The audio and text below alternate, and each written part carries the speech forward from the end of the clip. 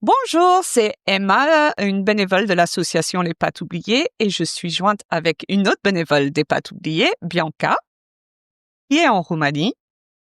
Du coup, on va faire un petit entretien pour vous expliquer un petit peu plus comment ça se passe là-bas, comment est la situation et comment se débrouillent en fait les bénévoles sur place.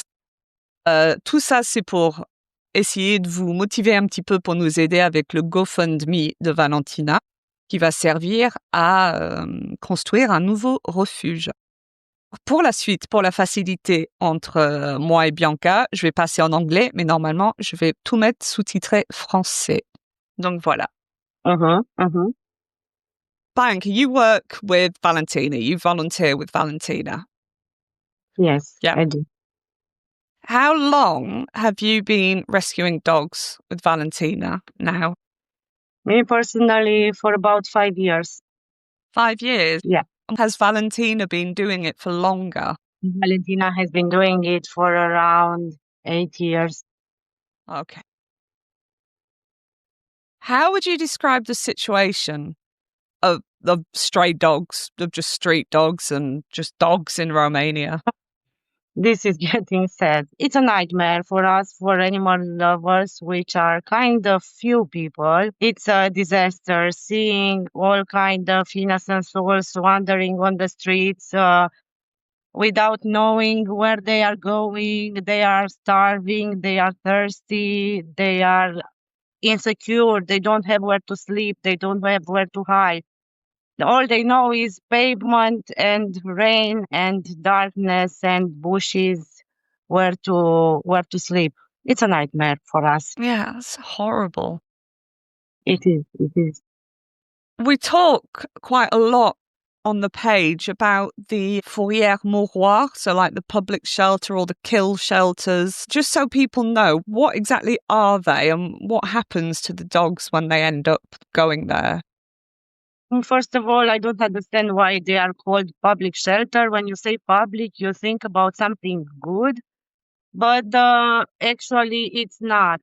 The dogs are there thrown in overcrowded pens. They are neglected. They are fighting for the food because they don't receive enough food. So the strongest eats and the rest are just starving and getting beaten up. Nobody cares about them fighting. They are just waiting for a dog to be finished and then remove it because nobody intervenes. They are not receiving any medical treatment if they are beat by others. They are not advertised. They are basically put to sleep in 14 days if they are not adopted or asked by the owner back. 14 days.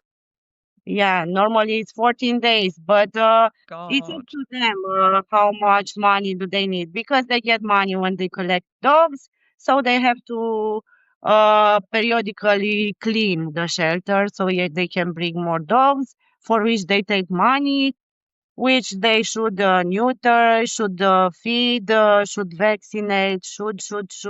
But they actually pick some of them every 2 weeks, something like that, and just put them to sleep so they can have room for new ones to bring in. So when you say like clean the shelter, you mean they kill the dogs? Yes, the dogs are put to sleep because nobody goes there to adopt. There are very few organizations that advertise dogs from there because you never know if you find the dog again. Because if the dog is on the blacklist, it's lost. So you can't count on the dogs that you see there because nothing is sure and nothing is safe there. Sad. It's a little better if they don't get hit by cars or poisoned by people because Romanian people, as I said in the beginning, there's only maybe 2 people from 100 that actually tolerate street animals, and all the others, some of them intentionally hit them with the cars, or they make them go away like they are rats or something. I don't understand why this misconception is. regarding the stray animals. Do you think it's maybe because they're so fed up of just seeing so many dogs all the time? I understand that they are fed up. I'm fed up too, but because of that, I neuter all the dogs I meet and not just tell them to go away and run after No, them with rocks. no. If So you are there's sick actually, of them, do something about that. yeah. So there are very few people that are actually doing something to fix the problem.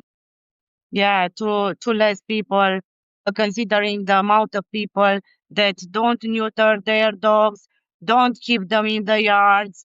They just let them walk alone on the street so they don't poop in their yard. Of course, these dogs eventually have babies, which they throw away in all kind of obscure places like ditches, train stations, and fields and whatever. Because obviously, when the puppies get thrown away, it's then you and Valentina that go and get the puppies and then have to vaccinate the puppies and have to rehome the puppies. And it's never ending, is it? Yeah, it's never ending. We have jumped into this conclusion a long time ago, but we can't just close our eyes because these puppies, if they survive, they are going to grow and they are going to have another puppies and other puppies, and it's not going to end ever. So basically, this is the main reason why we collect them from the streets so they don't grow into other adults that will also have babies. Yeah. What does an average day look like for you and for Valentina? What's your average day? It's a little different. Valentina had to go to school first, and then So she she's a runs. teacher. She's a Yeah, she's teacher. a school girl, an elementary school teacher. After she finishes work, she just runs from one place to another to feed dogs, to take them to the vet, and so on. For me, that I also foster in my home dogs. I have fostered over 100 dogs for her by now. All I have to do is just because I'm on maternity leave and I don't want to go to work, I just go then take care of them and go to other places to feed the dogs, to take them to the vet as well, to take them pictures because it's a matter of some dogs have to leave to make room for others because we are always challenged with this thing, with the lack of space to take other dogs. And it's very sad when you have to choose who to help and who not to. So you do have to make hard decisions because of money, because of lack of space, because of both. Because of both of them. Yeah. It's very sad when you have to make a compromise, when you have to choose either to help a ill dog, a sick dog who maybe needs an intervention, or choose to feed maybe 20 puppies with that money. When you have to make this compromise, it's awful. Or you have to choose either to neuter a female dog or to feed puppies. It's horrible. Yeah. I can imagine. So, and it's like this every day. Every day, I guess you're making Every these day we have to decisions. take this decision. Every single day. So how will this new refuge, how will it change your life? How will it change the dog's life? What's going to be better once you have this refuge? The biggest challenge for us is the lack of places, first of all. And this will solve this problem because we will have to where to take over dogs, where to feel safe, to have a secure place, to be able to advertise them, to be able to feed them properly, for them to be able to sleep in a dry place. It's very important for them and to have be advertised and to find a family. Because we struggle with the fosters. The fosters help you for 1 month, for 2 months, and then they give up. And then you have to find a new place for the dog. And it's very, very hard to find people in Romania that want to open their hearts and home for a dog in need. Yeah. Yeah. We get that question a lot. on the Facebook page, people are always saying, why is the dog in the street? I don't understand. Why can't you put it somewhere safe? Why can't it go into a foster home? Can you just explain that a little bit? Because we always say there's nowhere for it to go. But can you just explain a little bit more, maybe, to help people understand? People like me are very few, and it's very hard to find people that accept to take a dog. The main reason I think it is because they are afraid that you will leave the dog there all his life. And most of the Romanian animal lovers, almost all of them, I can say, all of them I've seen, they are between my friends and so on. They love animals. They love to see animals, but they actually only love their own pets. Yeah. Okay. So yeah, there's just no space. Nobody wants to No help, space really. at all. I have made dozens of posts seeking for foster, even for 2 weeks, even for small size adults, for small size puppies. Nobody offers. Nobody offers. Best case scenario, they offer to adopt, to keep them outside, to catch rats, and so on. And that's not our purpose. We want No. to, if we rescue them, we want them to have a good life.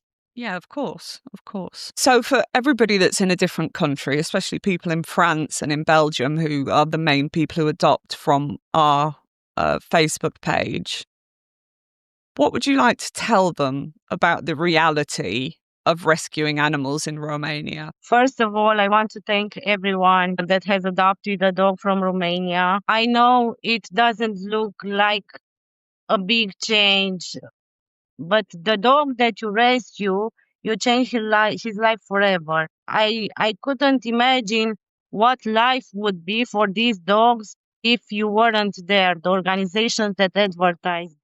If anybody's hesitating to donate to the GoFundMe, could you just say what a difference even a small donation will make? For us, even €5, €10, it makes a difference because it covers the cost, maybe for a vaccine, maybe for a bag of food. Every small donation counts for us. Yeah, because the dogs over there, they have nothing, don't they? The dogs in the street, they've got nothing. Nothing, I bet they would like to be dead, honestly, than to live like that. Really, when you look in their eyes, when you see them running through the cars, it's horrible. When you see them dead on the sides of the roads, I No don't think life. that's enough for them. No, no. No. Okay, so just to finish, so thank you so much for answering my questions. This is a happier question. How many dogs do you think you personally have saved in the past 5 years? I tried to keep a track of them, but I lost it a long time ago. As hard it is to do this because it's really hard. Maybe you see me smiling now, but probably because I'm a little crazy. It's awful. It's awful. It's a nightmare. Even at my home, every day I hear dogs crying that they want attention. And I all the time say, okay, baby, 1 more week, 2 more weeks, 2 more months, 2 more months, and then you will go to your home. It's a nightmare. So you've lost count of how many dogs. Is there a particular rescue that you'll always remember? Is there like one dog that is always in your mind that was special? Of course, many of them will stay in my mind for all my life. But of course, I remember the first dog I rescued and the thing that made me start doing this, because before I didn't even consider this. Yes, I was seeing dogs, I was feeling pity, but I was the same like all the Romanians are, and I was saying, okay, but I have my own dogs. What should I do with this one? I will take him and he will stay with me for his life. But one day I was in a situation of when I didn't have a choice. I live in a village next to a train station. And people used to throw there all kind of puppies and animals, live and dead.